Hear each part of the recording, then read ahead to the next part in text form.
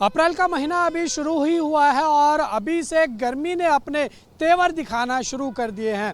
आपको जानकारी दे दें कि भारतीय मौसम विज्ञान विभाग की तरफ से जो ताज़ा अपडेट जारी किया गया है उसके अनुसार उत्तर भारत के लोग अब तैयार हो जाएं गर्मी के तेज थपेड़े झेलने के लिए।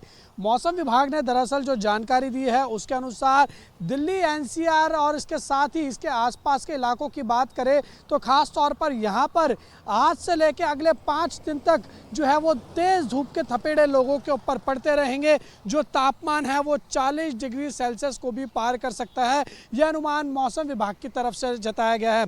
और इतना ही नहीं बल्कि मौसम विभाग ने इस बार ये भी जो है वो चेतावनी जारी की है कि इस बार साल 2022 के बाद अप्रैल का महीना ऐसा होने वाला है जब अप्रैल के महीने में ही लोगों को लू का सामना करना पड़ सकता है। मौसम विभाग का कहना है कि अगले 4 से 5 दिन में लू चलने की स्थिति दिल्ली और एनसीआर के इलाकों में देखने को मिल सकती है और लोगों को जिससे खासी दिक्कतों का सामना करना पड़ सकता है। मौसम विभाग ने अनुमान जताया है कि सोमवार के बाद से दिल्ली एनसीआर से सटे जितने भी इलाके हैं यहाँ पर तापमान जो है वो 40 डिग्री सेल्सियस से लेकर 42 डिग्री सेल्सियस के आसपास दर्ज किया जा सकता है। वहीं अगर हम आज की बात करें तो आज मौसम विभाग ने जो आज दिल्ली का न्यूनतम तापमान दर्ज किया है वो 19.5 डिग्री सेल्सियस है, जो कि सामान्य से 0.7 डिग्री सेल्सियस ज़्यादा है। वहीं आज का अधिकतम तापमान 39 डिग्री सेल्सियस रहने की संभावना मौसम विभाग की तरफ से जताई गई है। और इतना ही नहीं, आपको ये भी जानकारी दे देते हैं कि मौसम विभाग ने जो ताज़ा अपडेट जारी किया उसके अनुसार इस बार गर्मी ज़्यादा पड़ने की संभावना मौसम विभाग ने उत्तर भारत के साथ साथ जो मध्य भारत है वहाँ पर भी यही आशंका जताई है। और मौसम विभाग ने पहले ये जानकारी दे दी है कि 2025 का जनवरी, फरवरी और मार्च के जो महीने रहे हैं वो सामान्य से ज़्यादा गर्म रहे हैं और इसलिए इस बार जो गर्मी है वो अपना तीखा प्रकोप कहीं ना कहीं जो है वो उत्तर भारत के लोगों के ऊपर अपना क्या जो है प्रकोप दिखाती हुई दिखाई दे सकती है। और जो पहाड़ी इलाके हैं वहाँ पर भी जो है इस बार खासा गर्मी पड़ने की संभावना मौसम विभाग की तरफ से जताई गई है। हालांकि 8 अप्रैल के बाद से एक वेस्टर्न डिस्टर्बेंस ज़रूर सक्रिय हो रहा है जिसका असर जो है वो पहाड़ी इलाकों पर पड़ेगा और बहुत मामूली जो उसका असर है वो मैदानी इलाकों पर भी पड़ेगा। जो तापमान 42 डिग्री सेल्सियस पहुँच रहा है अब आने वाले 5-6 दिन में वो 8 अप्रैल के बाद जो है वो थोड़ा कम होगा। लेकिन कुल मिला के इस बार उत्तर भारत के लोगों को भीषण गर्मी के सामना करना पड़ सकता है और ये संभावना मौसम विभाग की तरफ से जताई गई है। वीडियो जर्नलिस्ट बलदेव के साथ उज्जवल कुमार, JK 24/7 न्यूज़, दिल्ली।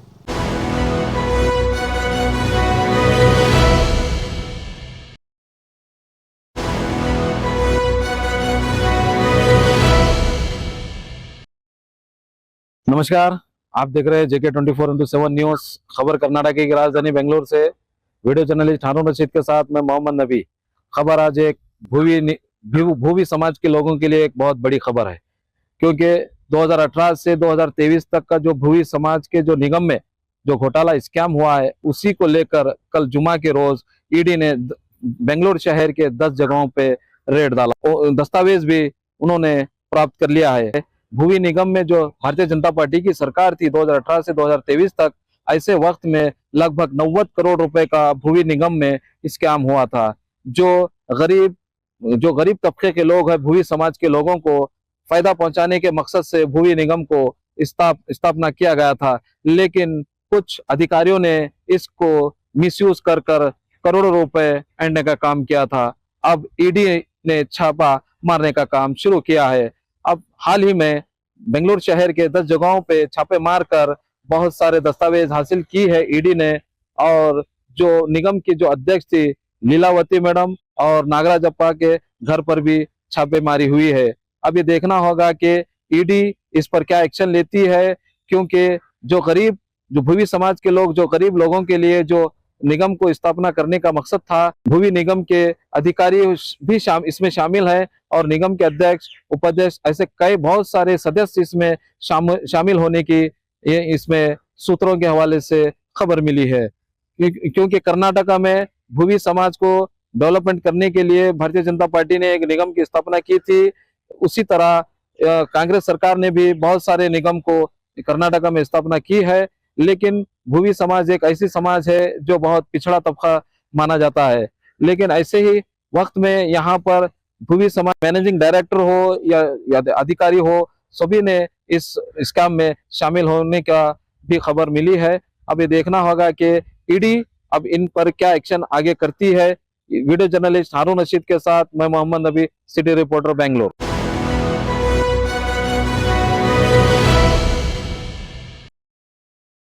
राजधानी लखनऊ में भारतीय जनता पार्टी कार्यालय में आज पार्टी के अध्यक्ष भूपेंद्र चौधरी ने प्रेस वार्ता की। प्रेस वार्ता में उन्होंने बताया कि अब भारतीय जनता पार्टी का स्थापना दिवस शुरू होने जा रहा है। 6 तारीख से 13 तारीख तक प्रदेश भर में, देश भर में, पूरे भारत में जितने भी कार्यकर्ता हैं, जितने भी लीडर्स हैं, सभी भारतीय जनता पार्टी का स्थापना दिवस मनाएंगे।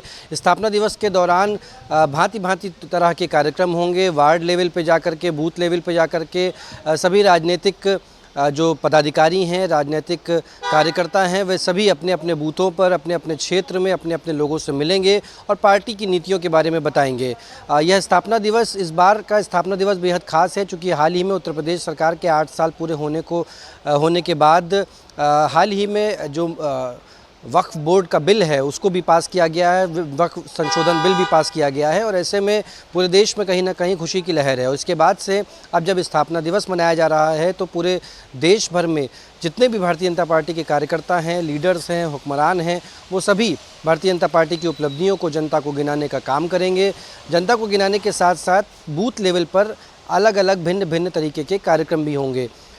प्रदेश अध्यक्ष भूपेंद्र चौधरी ने बताया कि प्रधानमंत्री नरेंद्र मोदी के द्वारा 6 तारीख से 13 तारीख के बीच कई परियोजनाओं को हरी झंडी भी दिखाई जाएगी। इन परियोजनाओं की सौगात सीधे जनता को दी जाएगी। जनता से जुड़ी ये योजनाएं कई 100 करोड़ रुपए की हैं। हाल ही में प्रधानमंत्री नरेंद्र मोदी का उनके संसदीय क्षेत्र वाराणसी में उनका दौरा भी है, जहां पर उनको कई परियोजनाओं को हरी झंडी दिखानी है। इसके साथ साथ जो मूल आवश्यकताएं हैं जनता तक वो पहुंचनी चाहिए। जो पार्टी की गतिविधियां हैं, पार्टी की रणनीतियां हैं, साथ ही साथ जो पार्टी ने कार्य किया है लोगों के प्रति, या जो योजनाएं दी हैं भारत की जनता को लेकर के, उन सभी योजनाओं को बूथ स्तर पर, मंडल स्तर पर राजनीतिक कार्यकर्ता और जितने भी हुक्मरान, बड़े लीडर्स हैं, वो सभी जन जन तक पहुंचाने का कार्य करेंगे। भारतीय जनता पार्टी के लखनऊ मुख्यालय में भी कार्यक्रम सुनियोजित किया जाएगा। 6 तारीख को जब स्थापना दिवस की नींव रखी गई, 6 तारीख को जब स्थापना दिवस मनाया जाएगा तो यह कार्यक्रम लगातार 5 दिनों तक चलेगा। प्रदेश लेवल पर, हर बूथ लेवल पर और हर राज्य में इसकी घोषणा करेंगे उत्तर प्रदेश के मुख्यमंत्री योगी आदित्यनाथ लखनऊ में, और अन्य जगहों पर अन्य पदाधिकारी भारतीय जनता पार्टी की स्थापना दिवस की नींव को हवा देने का काम करेंगे और जनता तक योजनाओं को पहुंचाने के लिए इस स्थापना दिवस के दौरान बताएंगे। वीडियो जर्नलिस्ट किशन के साथ गौरव पांडे, JK 24/7 न्यूज़, लखनऊ।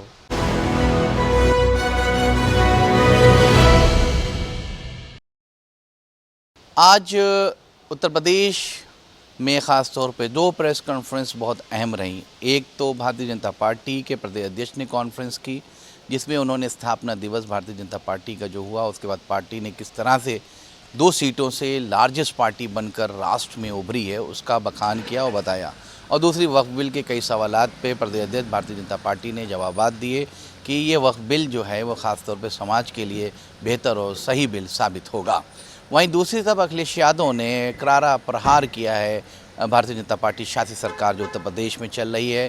ख़ास तौर पे कई विजुअल्स दिखाएं जिसमें ये दिखाया गया पत्रकारों को कि लॉ एंड ऑर्डर की स्थिति क्या है। लॉ एंड ऑर्डर में ख़ासतौर पर भारतीय जनता पार्टी की महिला कार्यकर्ता और भारतीय जनता पार्टी के नेता भी ग्रस्त हैं इस लॉ एंड ऑर्डर से। पुलिस या ज़िला प्रशासन सुनता हुआ नज़र नहीं आ रहा। जनमानस में कई घटनाएं हो रही हैं। लॉ एंड ऑर्डर की स्थिति बिल्कुल तनावपूर्ण है, ये कहना था अखिलेश यादव का। सीधे सीधे योगी आदित्यनाथ पे इल्ज़ामात लगाए और ख़ासतौर पर महाराजगंज में जो योगी आदित्यनाथ ने समाजवादी पार्टी की पूर्व की सरकार पर जो इल्ज़ामात लगाए, पलटवार अखिलेश यादव ने किया कि योगी आदित्यनाथ की सरकार में कोई भी सुरक्षित नहीं है। छोटी छोटी घटनाएं बड़ी घटनाओं में तब्दील हो चुकी हैं। दूसरी तरफ ज़िला स्तर से लेके ख़ास तौर पे प्रदेश स्तर तक जितने IAS IPS हैं वो भ्रष्टाचार फैला रहे हैं, विभागों में भ्रष्टाचार हो रहा है।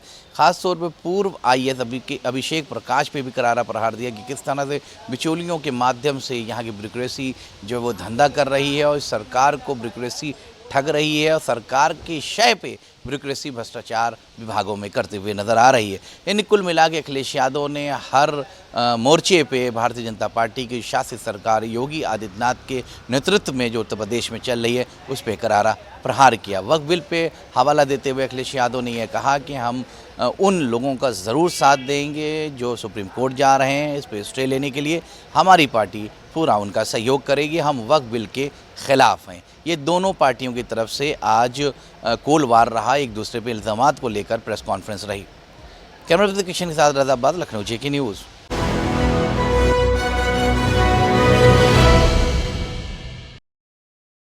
उत्तर प्रदेश पुलिस लगातार कहीं ना कहीं हर एक चीज़ की मॉनिटरिंग की जा रही है, चाहे सोशल मीडिया का प्लेटफॉर्म हो या भीड़ भाड़ वाले एरिए में भी कहीं ना कहीं पुलिस के जो जवान हैं वो सादे कपड़ों में वहाँ पर मुस्तैदी से हर एक चीज़ की मॉनिटरिंग की जा रही है। जिस तरह से वक्फ को लेकर विरोध भी देखा गया, तो ऐसे में कहीं ना कहीं दुर्गा नवरात्रि का पर्व है, तो पुलिस प्रशासन भी ये चाहता है कि हर एक गतिविधि कहीं ना कहीं प्रशासन की नज़र में रहे।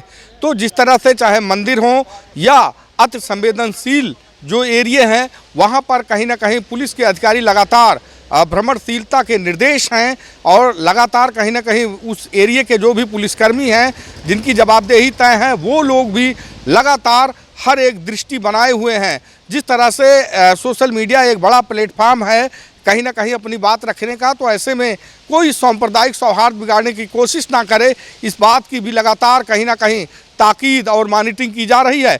लगातार हर एक गतिविधियों पर खुद पुलिस मुख्यालय से बनी एक कमेटी लगातार निगरानी कर रही है कि जिलों से क्या कुछ स्थिति है, और जहां पर भीड़ भाड़ वाले एरिए हैं या दुर्गा पर्व चल रहा, नवरात्रि का पर्व चल रहा, तो ऐसे में जो मंदिर प्रतिष्ठान है वहां पर भी आम जनमानस को असुविधा ना हो, इस बात का पूरी तरह से ख्याल रखा गया है। कैमरामैन किशन के साथ उमेश मिश्रा, JK 24x7, लखनऊ।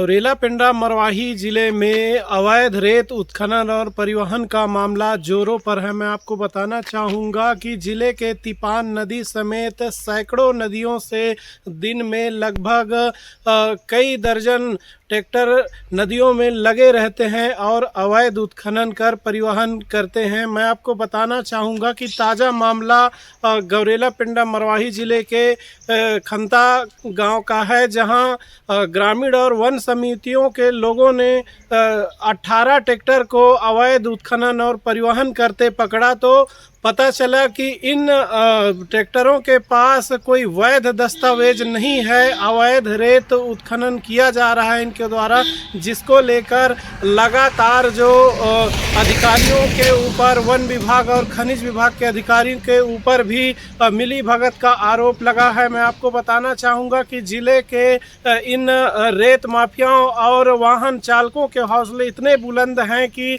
इनको ना किसी का डर रहता है ना किसी का भय रहता है। धड़ल्ले से यह नदियों में अवैध रेत उत्खनन और परिवहन करते हैं। वहीं जब ग्रामीणों ने इन अवैध रेत उत्खनन करने वाले ट्रैक्टरों को पकड़ा तो पता चला कि ग्रामीण के कुछ गांव के कुछ लोगों ने भी 5,000 रुपये जो रिश्वत की राशि है लेने का आरोप लगाया है। इन ट्रैक्टर मालिकों का कहना है कि 5,000 रुपये अमानत राशि के तौर पर वसूली की जाती है, साथ ही जो है 350 रुपये पर ट्रिप के हिसाब से भी वसूली की जाती है, जिसको लेकर लगातार इन ट्रैक्टर मालिकों ने आरोप प्रत्यारोप लगाया है। लेकिन फिलहाल अभी खनिज विभाग और वन विभाग को इसकी सूचना तक नहीं है, जानकारी तक नहीं है, और वन विभाग के अधिकारियों के पहुंचने के पहले ही ग्रामीण और वन समिति के द्वारा ट्रैक्टर के रेत को किसी जगह में खाली करा करके और सभी ट्रैक्टर को वापस भेज दिया गया है। अब देखने वाली बात यह होगा कि क्या वन विभाग और खनिज विभाग की लापरवाही है, क्या इनकी संरक्षण प्राप्त है, तो इस तरह के जो ज़िले में अवैध उत्खनन और परिवहन चलता है। अब देखना होगा कि इस मामले के संज्ञान में आने के बाद ज़िले के बड़े अधिकारी इसमें किस तरह की कार्यवाही करेंगे, देखने वाली बात होगा। कैमरामैन पीयूष चौधरी के साथ विपत सारथी, JK 24/7 न्यूज, पेंड्रा, छत्तीसगढ़।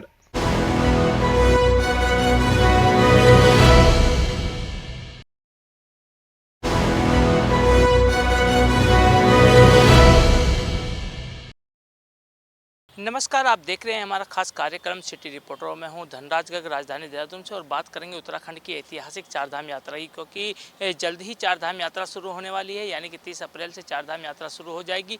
और उससे पहले देखिएगा कि मुख्यमंत्री पुष्कर धामी लगातार अधिकारियों के साथ बैठक भी कर रहे हैं और लगातार उनको निर्देश भी दे रहे हैं कि किसी भी तरह की अव्यवस्था चारधाम यात्रा में ना फैले। लेकिन वही देखिएगा कि सबसे बड़ी बात यह है कि जो पुलिस विभाग है वो भी कहीं ना कहीं अब कमर कसता हुआ नजर आ रहा है, क्योंकि IG गढ़वाल राजीव स्वरूप ने साफ तौर पे कहा है कि जिस तरीके से लगातार शिकायतें होती थी कि फर्जी रजिस्ट्रेशन किए जा रहे हैं, फर्जी रजिस्ट्रेशन होते थे।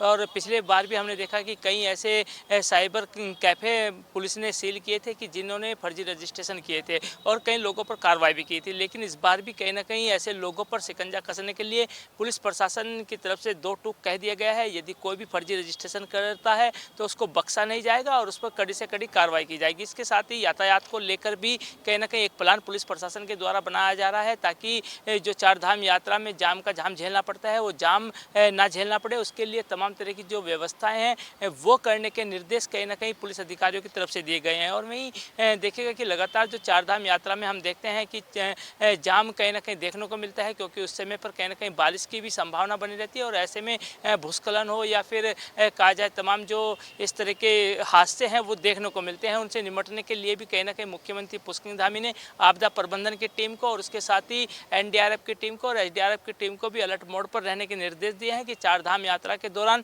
सभी टीमें कहीं ना कहीं अलर्ट मोड पर रहेंगी और कभी भी ऐसा हादसा होता है तो वहां पर तुरंत रेस्क्यू अभियान चलाया जाएगा। अब देखने वाली बात होगी कि क्या जो मुख्यमंत्री पुष्कर धामी की तरफ से आदेश जारी किए गए हैं क्या उनका पालन होता है या नहीं होता है, तो आने वाला वक्त बताएगा। लेकिन अभी कहा जा सकता है कि कहीं ना कहीं जो प्रशासन है या शासन है वो कहीं ना कहीं चारधाम यात्रा की तैयारियों में जुटा हुआ है। कैमरामैन वीरेंद्र थपलियाल के साथ धनराज गर्ग, JK 24/7 न्यूज़, देहरादून।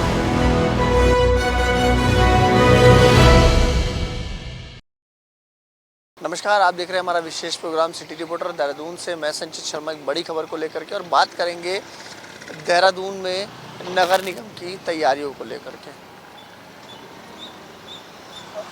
जिस तरीके से गर्मी का मौसम अब आ गया है उसको लेकर के जो मौसम से फैलने वाली बीमारियां हैं उसके रोकथाम के लिए जो जिम्मेदार विभाग है वो पूरी तरीके से तैयार नज़र आ रहे हैं, वो अपनी तैयारियों में लगे हुए हैं। स्वास्थ्य महकमा इस बार डेंगू से बचने की हिदायत दे रहा है, साथ ही साथ डेंगू से लोगों को बचाया जाए इसके लिए स्वास्थ्य विभाग अभी से ही अस्पतालों में दवाइयाँ मुहैया करवा रहा है। अगर कोई व्यक्ति डेंगू की चपेट में आता है तो उसको दवाइयों की वजह से उसका इलाज ना रुके, इसके लिए स्वास्थ्य विभाग पहले से ही दवाइयाँ मुहैया करवा रहा है और साथ ही साथ जितनी भी प्रिकॉशंस होनी चाहिए उन सब प्रिकॉशंस को करने की बात कह रहा है। बात नगर निगम की करें तो नगर निगम भी लगातार फॉगिंग का जो काम है वो क्षेत्र वाइज और एरिया वाइज करवा रहे हैं। साथ ही साथ नालियों की सफाई और तमाम जो डेंगू से बचने के सुझाव हो सकते हैं उसको लेकर के नगर निगम होर्डिंग बैनर के माध्यम से, तमाम लाउड स्पीकर के माध्यम से लोगों को हिदायत दे रहा है कि जब गर्मी बढ़े तो कूलर के अंदर जो पानी भरा जाता है उसे इकट्ठा ना होने दे, पानी को इकट्ठा ना होने दे। अपनी सुपरवाइज़र और तमाम लोग जो जिम्मेदारी से काम नहीं कर रहे उनकी शिकायत करके अगर कहीं पर भी गंदगी दिखे उसकी शिकायत करें, जिससे कि डेंगू का जो प्रकोप है वो ना फैले। अब देखने वाली बात ये होगी जो विभागों की और निगम की तैयारियां हैं वो कितनी कारगर साबित होती है और जो उनकी बातें और दावे और वादे वो कर रहे हैं वो कितने सही है, वो जब गर्मी और बढ़ेगी तब पता चलेगा। कैमरा पर्सन वीरेंद्र थपलियाल के साथ JK 24/7 देहरादून से संचित शर्मा।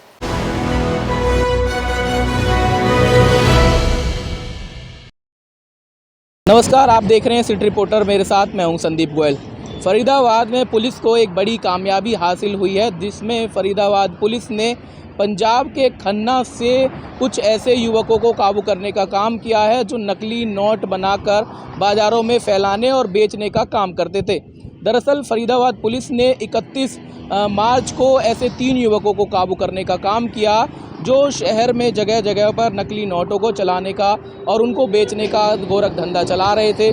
फरीदाबाद पुलिस ने दी जानकारी के मुताबिक बल्लभगढ़ के विष्णु कॉलोनी के रहने वाले युवक IMT में एक जगह पर कुछ नकली नोटों के साथ पकड़ा गया, जिसके बाद उससे पूछताछ की गई तो उसका दोस्त और उसी क्षेत्र में जो है नकली नोटों की सप्लाई करने का काम करता था। उनसे जब पुलिस ने पूछताछ की तो पाया कि दीपांशु, जो कि रोहतक की जेल में बंद था, उसके थ्रू उन्होंने उससे बातचीत की और पंजाब के खन्ना क्षेत्र में युवकों के द्वारा एक मशीन लगाई गई थी जिसके द्वारा फरीदाबाद और दिल्ली NCR में अलग अलग जगहों पर नोटों की सप्लाई जो है कम रेटों में की जाती थी। अब फरीदाबाद पुलिस ने ऐसे 4 युवकों को काबू करने का काम किया है और उनके पास से एक लैपटॉप, एक प्रिंटिंग प्रेस की मशीन और कुछ इंक और कुछ नकली नोट बरामद किए हैं, जिनकी कीमत करीब नकली 6 लाख बताई जा रही है। लेकिन पुलिस ने उन युवकों से यह भी बातचीत करने का प्रयास किया है कि 10,000 के बदले 30,000 के रुपए के लगभग के नोट जो है उनसे जो है मिलते थे और उनको इस तरह से सप्लाई किया जाता था। यानी कि अगर आप 10,000 रुपये देंगे तो आपको बदले में 500 के नोट की कीमत के 30,000 रुपये मिलेंगे। अब पुलिस ने इस पूरे सरगना को काबू करने का काम किया है और आगे की पूछताछ शुरू कर दी है कि आखिर आपने अब तक कहां पर इस तरह के जाली नोटों को चलाने का काम किया है और कैसे कहां से पेपर और सब चीज़ें जो अरेंज करने का काम करती थी। हालांकि पुलिस की ओर से कहा जा रहा है कि ऐसे अपराधियों को जो है अंकुश लगाने का पुलिस काम करती है, लेकिन जिस तरह से मामले बढ़ रहे हैं वो भी कहीं ना कहीं सवाल खड़े कर रहे हैं। सहयोगी राकेश के साथ संदीप गोयल, JEK 24/7 न्यूज़ फरीदाबाद।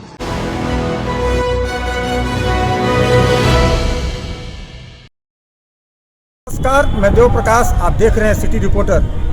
वक्फ बोर्ड बिल आज से 2 दिन पहले दोनों सदनों में पास हुआ, जिसके बाद से पूरे विपक्षी दलों में खलबली मची हुई है। राजधानी पटना में आज से 2 दिन पहले मुख्य प्रवक्ता शक्ति सिंह यादव ने एक प्रेस वार्ता में कहा था कि जिस प्रकार से ये जबरदस्ती बिल को पास किया गया है, इससे राष्ट्रीय जनता दल हमेशा विरोध करेगी। आज बिहार विधानसभा के प्रतिपक्ष के नेता तेजस्वी यादव के द्वारा इसी बिल के मुद्दे को लेकर एक विशेष प्रेस वार्ता किया गया। तेजस्वी यादव ने कहा कि अगर बिहार में राष्ट्रीय जनता दल की सरकार बनती है तो इस बिल को फाड़कर कचरे के डब्बे में फेंक दिया जाएगा। उन्होंने कहा कि जिस प्रकार से इस बिल को ज़बरदस्ती पास कराया गया है और राष्ट्रपति महोदया के पास भेजा गया है, ये सही नहीं है और इस बिल को रद्द करना ही होगा। उन्होंने कहा कि इसके खिलाफ हम लोग ने सुप्रीम कोर्ट में एक दायर याचिका किया है। इसके खिलाफ जिस प्रकार से हम लोगों ने पहले भी इसके खिलाफ लड़ाई लड़ते आ रहे थे, आगे भी लड़ाई लड़ते रहेंगे एवं इस बिल के खिलाफ विरोध करते रहेंगे। उन्होंने कहा कि नीतीश कुमार जिस प्रकार से इस बिल पे एकदम चुप्पी साधे हुए हैं, उन्होंने आज तक कुछ नहीं कहा है। ये पता नहीं चल रहा है कि किनके इशारे पर नीतीश कुमार चुप हैं। उन्होंने कहा कि हो सकता है कि भारतीय जनता पार्टी के कोई वरिष्ठ नेता के प्रेशर में, दबाव में आकर नीतीश कुमार इस बिल के विषय में कुछ नहीं बोल रहे हैं।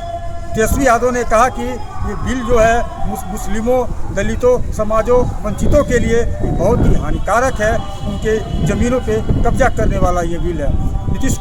तेजस्वी यादव ने कहा कि ये सिर्फ मुस्लिमों के लिए नहीं, आने वाले दिनों में महादलित, दलित एवं वंचित पिछड़ों के लिए ये बहुत ही खतरनाक ये साबित होगा ये बिल।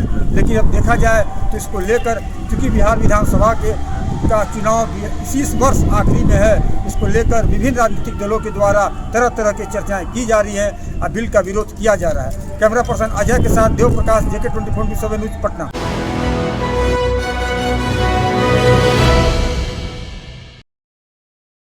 नमस्कार, आप देख रहे हैं JK 24/7 न्यूज का खास कार्यक्रम सिटी रिपोर्टर और मैं हूं आपके साथ इरशाद अहमद। बात करते हैं महाराष्ट्र से, जहां मराठी भाषा को लेकर जारी तनातनी के बीच मंच से प्रमुख राज ठाकरे ने अपने कार्यकर्ताओं को एक भावुक लेकिन सख्त संदेश दिया है। देवेंद्र फडणवीस के बयान पर उन्होंने खास तौर से तीखी प्रतिक्रिया भी दी है और अपनी पार्टी के कार्यकर्ताओं से आंदोलन रोकने की अपील भी की है। राज ठाकरे ने पार्टी कार्यकर्ताओं से कहा कि हम वादा करते हैं कि मन से कानून हाथ में नहीं लेंगी। खास आज जो है राज ठाकरे का ये बयान शनिवार को सामने आया है, जब उन्होंने मनसे कार्यकर्ताओं को महाराष्ट्र सैनिक कहकर संबोधित किया और मराठी भाषा के मुद्दे पर खुला पत्र लिखा। उन्होंने मुख्यमंत्री देवेंद्र फडणवीस के उस बयान पर सवाल उठाया जिसमें सीएम ने कहा था कि मराठी के नाम पर कोई कानून हाथ में नहीं ले सकता है। राज ठाकरे ने जवाब में कहा कि अगर आप कानून के रक्षक है तो रिजर्व बैंक के नियम का पालन करवाना भी आपकी जिम्मेदारी है। राज ठाकरे ने इस बीच कार्यकर्ताओं से कहा कि फिलहाल आंदोलन रोक दिया जाए, लेकिन मराठी भाषा के मुद्दे पर ध्यान हटने ना दे। उन्होंने ये भी कहा कि अगर मराठी को अपमानित किया गया तो मनसे के कार्यकर्ता चुप नहीं बैठेंगे, वे जरूर जवाब देंगे। गौरतलब है कि गुड़ी पावड़ा की रैली में राज ठाकरे ने बैंकों में मराठी भाषा के प्रयोग की जांच करने का आदेश दिया था। मनसे कार्यकर्ताओं ने इस पर तुरंत एक्शन लेते हुए राज्य भर में बैंकों में जाकर मराठी में लेन देन की मांग की और इस मुहिम को जबरदस्त रिस्पांस भी मिला। तो क्या मराठी भाषा को लेकर सरकार और मनसे के बीच टकराव और बढ़ेगा, या इस अपील के बाद से कुछ बात बनेगी, खास ये देखने वाली बात होगी। कैमरा पर्सन बाकिर अंसारी के साथ में इरशाद अहमद, जेके 24/7 न्यूज, मुंबई।